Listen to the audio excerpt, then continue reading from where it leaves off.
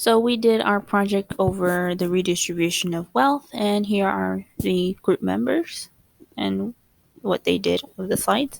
So we chose to present the four side for redistribution of wealth. So an argument that we've created to be on the four side was that it creates initiatives. So entrepreneurship is a high degree of distribution of very high taxes on the rich, which will discourage the work on entrepreneurs to the point of coming to draw from the trade-off between economic output and equality.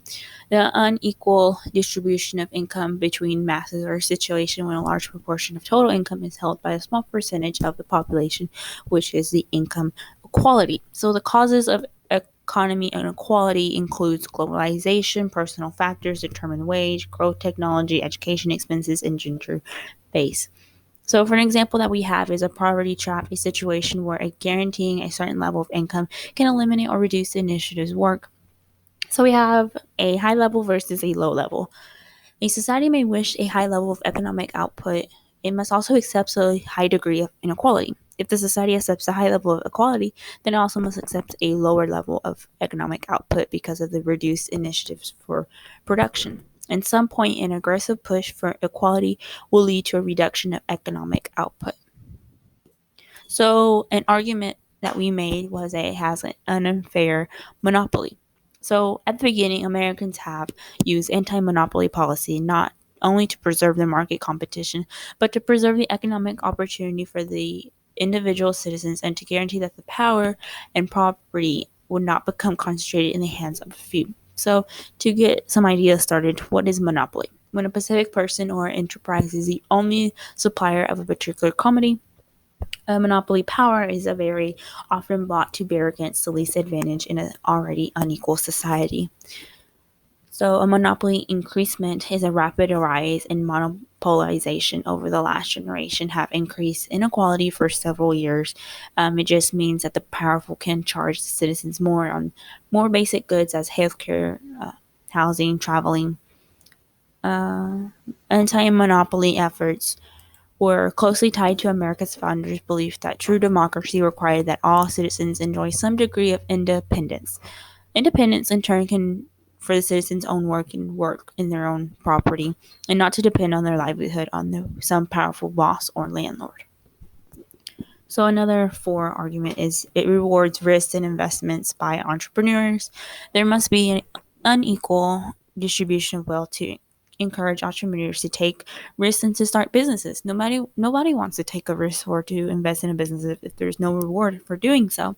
So entrepreneurs and new businesses are the reasons why the nation's economy is so vast today. So referring to the beyond good and evil, there are so many entrepreneurs and new businesses in the nation that we could say is a legion of them. This legion of entrepreneurs is filled with people that could be considered today's noble class because they contain fine personal qualities who just want something more out of life.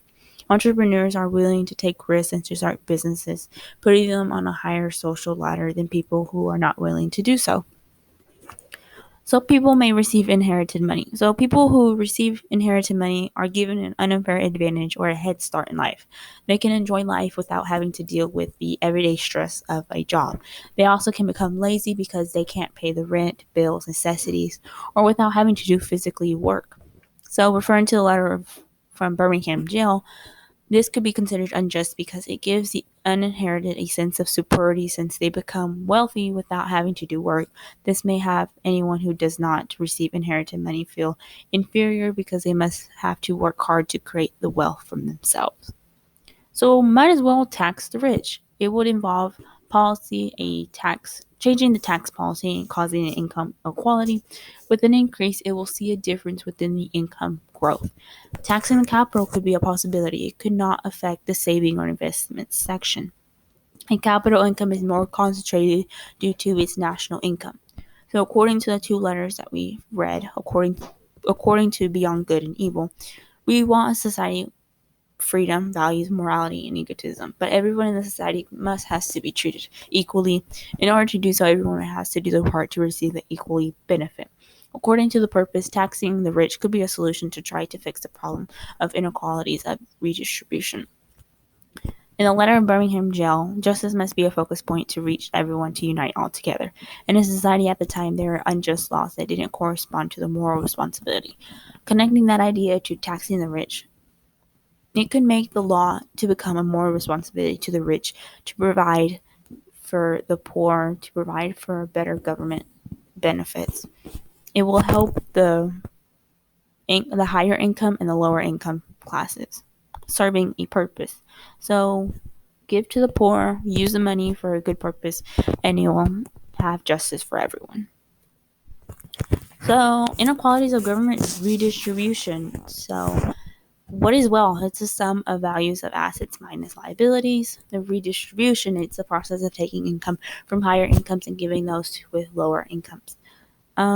With the government redistribution inequalities, we have two: horizontal equity and vertical equity. The government treating people equally and the government treating people unequally. With what's going on with the inequality of government redistribution, there's a progressive tax that it states that the rich or the top 10% pays a higher percentage in income taxes. The redistribution goes to the federal income tax, which funds the public services the tax of government imposes on incomes. In the letter from Birmingham jail, the government had laws for people to obey at that time, which led power to the majority to take over the minority group. It leads to the problem of not redistribution government benefits for those who needs it. Within the government, there needs to be an equal balance of law for everyone to have an equivalent of interest and welfare. And here's the slides of the other group members.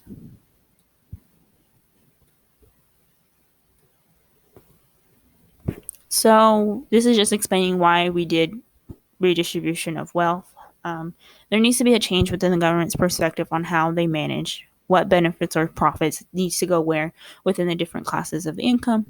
Of course, there are highs and lows to redistribute the money to those who need it, but however, it depends on where the money lands and where it actually will go to. So distributing wealth equality helps relieve the world of poverty. Each side needs to be equally supportive, also being informed of what major cause could be the lead before making an input of each support, so a high or low economic redistribution. Entrepreneurs must also be taxpayers once they have registered to the state and will get full support and encouragement from local and out-of-state customers. And those are our citations, and thank you for having us.